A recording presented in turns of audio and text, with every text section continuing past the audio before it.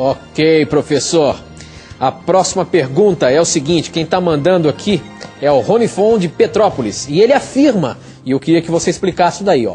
Ele afirma, a Trindade não existe na Bíblia.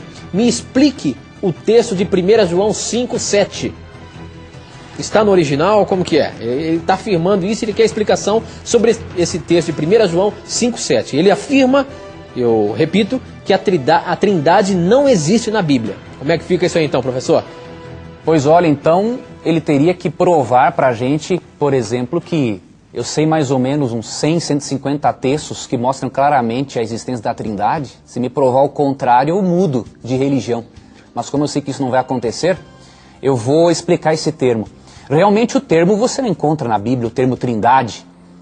Agora, nós não podemos dizer que uma doutrina não existe porque um termo não está na Bíblia. Por exemplo, existe na Bíblia o termo encarnação de Cristo?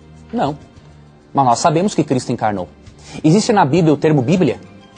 Não existe, mas nós sabemos que a Bíblia existe. Existe na palavra de Deus o termo ascensão de Cristo, que é a subida de Cristo ao céu? Não existe. Então vamos negar a doutrina de que Cristo voltou ao céu? Na Bíblia, querido telespectador e ouvinte, nós não buscamos nomenclaturas, buscamos fatos. E a Trindade é um fato. E não tem problema algum eu criar um termo teológico para descrever um fato que está na Bíblia. Realmente, 1 João 5,7, quando menciona ali o Pai, a Palavra e o Espírito Santo, esse texto está entre colchetes na Bíblia, indicando que não está no original. Então nós não podemos usar 1 João 5,7 para provar a doutrina da Trindade. Mas nós podemos usar muitos outros. Por exemplo, Mateus 28,19, que eu expliquei até no programa passado. Alguns dizem que Mateus 28,19, o batismo em nome da Trindade, não está no original grego. Isso não existe. Nós mostramos na semana passada que as 3 palavras gregas aparecem ali. Batizar em nome do Pai, que é patros em grego. Batizar em nome do Filho, que é huiou. E batizar em nome do Espírito Santo, hagion pneumatos. Então Mateus 28,19 menciona claramente a Trindade. E o termo batizar em nome, no grego onoma, esse termo está igualando as 3 pessoas. Então como que alguém pode dizer que não existe Trindade? De que jeito? E Judas 1 verso 20 também menciona as 3 pessoas de forma distintas uma da outra. Outro texto, Hebreus 9,14, menciona as 3 pessoas. Efésios 4, 4 a 6, menciona as 3 pessoas. E para quem acha que o Espírito Santo, por exemplo, é só um poder, uma energia que sai do próprio Deus, vamos deixar que a própria Bíblia esclareça este assunto. Vou achar um texto aqui que se encontra em Romanos, capítulo 15, verso 13.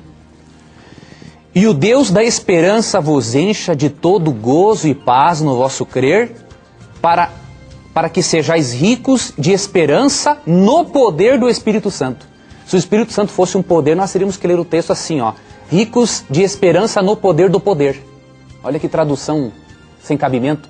Lá em Lucas 4,14, quando afirma também que Cristo foi no poder do Espírito Santo para pregar, foi no poder do poder, não tem como. Atos 13, verso 2, afirma que o Espírito Santo pode falar. Miqueias 2,7 afirma que ele pode ficar irado, e ele fica bem chateado quando afirmam que ele não é uma pessoa. E Efésios 4, 30 e 31 afirmam que nós podemos entristecer o Espírito Santo. E Mateus 12, 31 e 32 afirma que nós podemos blasfemar contra ele. Então nós concordamos que 1 João 5,7 não pode ser usado a favor da Trindade. Mas existem tantos outros textos que nós não precisamos nos apegar a este, porque a Trindade é um fato. Porque na Bíblia, repito, não se buscam nomenclaturas, se buscam fatos. Ok, professor, olha só. Essa aqui até me coloquei de pé para fazer para você, professor. É o seguinte: como pode Deus, Jesus e o Espírito Santo serem uma só pessoa se a Bíblia os cita de maneira individual na maioria das vezes? Como é que fica isso, professor? Realmente, Deus o Pai, Jesus Cristo e o Espírito Santo não são uma só pessoa. Existe uma teoria chamada modalismo ou sabelianismo, que ensina o seguinte, que existe um único ser na divindade e que ele apareceu como Pai num momento da história, depois ele apareceu como Filho em outro momento da história e depois apareceu como Espírito Santo. Essa teoria, seguida por alguns grupos religiosos, ela é totalmente falha pelo seguinte: se Deus é um ser só, que apareceu durante a história de 3 maneiras diferentes, como é que nós vamos supor, por exemplo, que Jesus, em João 17, estava orando para ele mesmo? Cristo falou assim: glorifica-me, ó Pai, com a glória que eu tive junto de ti antes que houvesse mundo. João 17,5. Já pensou se Cristo estivesse orando para ele mesmo? Glorifica-me, eu mesmo, com a glória que eu tive comigo antes que existisse mundo. Seria um absurdo. Então a Bíblia menciona assim que as 3 pessoas da divindade são pessoas distintas. Agora, Deuteronômio 6, verso 4 afirma que há um único Deus, não no sentido numérico, mas no sentido de Deus verdadeiro. Há um único Deus verdadeiro composto por 3 pessoas. Há uma divindade composta por 3 pessoas.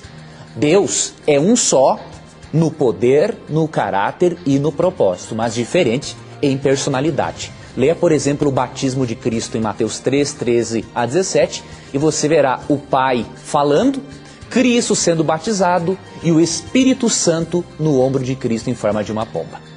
Então a Bíblia não deixa dúvida alguma de que realmente as 3 pessoas da divindade são distintas e que cada uma possui uma função diferente no plano de salvação e também na criação do nosso planeta. Muito. Professor, a próxima pergunta, eu até abri a Bíblia aqui porque eu queria ler o que está escrito e eu vou colocar na mira da verdade lendo o texto que está aqui, tá, professor? A questão é a seguinte: explique, por favor, a oração de João 17,3. Como harmonizar isso com a ideia da Trindade? Quem mandou esse SMS foi a Rosângela. Olha lá o que está escrito em João 17, versículo 3.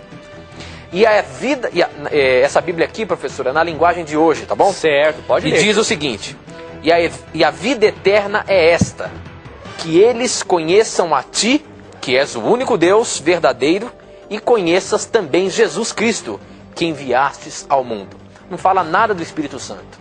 Agora, isso aqui é uma contradição quando a gente fala sobre a doutrina da Trindade? Deus Pai, Deus Filho e Deus Espírito Santo? Qual é o nome da telespectadora, Tito? O nome dela é Rosângela Lima, ela é da Bahia. Rosângela, muito obrigado por sua pergunta, ela é muito oportuna, porque algumas pessoas que não creem na Trindade realmente usam esse texto para dizer que Cristo não é igual ao Pai em divindade e para dizer que o Espírito Santo não existe. Essas pessoas ignoram outros textos da Bíblia, elas têm uma forma errada de interpretar a Bíblia. Quando nós estudamos um assunto, nós precisamos pegar todos os textos possíveis sobre aquele assunto para chegarmos a uma conclusão. E alguns indivíduos pegam uma parte de um grupo, pegam um grupo de textos e deixam o outro grupo de lado. E aí surge essa heresia de que Cristo não é Deus e de que o Espírito Santo não é uma pessoa. Quando Cristo fala que a vida eterna é conhecer a Deus, o único Deus verdadeiro, a Jesus Cristo, Cristo não está dizendo que Deus o Pai é o único verdadeiro Deus. Por quê? Porque senão Cristo seria falso. Você percebeu a questão aqui? Se Cristo quisesse dizer que Deus é o único Deus verdadeiro em relação a Cristo, então Cristo é um Deus falso? É um Deus menor falso? Então não tem cabimento a argumentação de algumas pessoas em relação a esse texto. O que Cristo está fazendo aqui é dizer que Deus é o único ser verdadeiro em comparação às outras divindades pagãs. É isso que Cristo está falando. Agora, vamos ver o que o próprio apóstolo João diz sobre Jesus e sobre o Espírito Santo? Por exemplo, se você for em João 5,18, ou melhor, vamos para João 1, versos 1 a 3, que é o próprio João que escreveu João 17,3. João falou o seguinte sobre Cristo: no princípio era o verbo, ou seja, Cristo era a palavra, o agente ativo da criação de Deus, e o verbo, Cristo, estava com Deus, e o verbo era Deus, com letra maiúscula no original.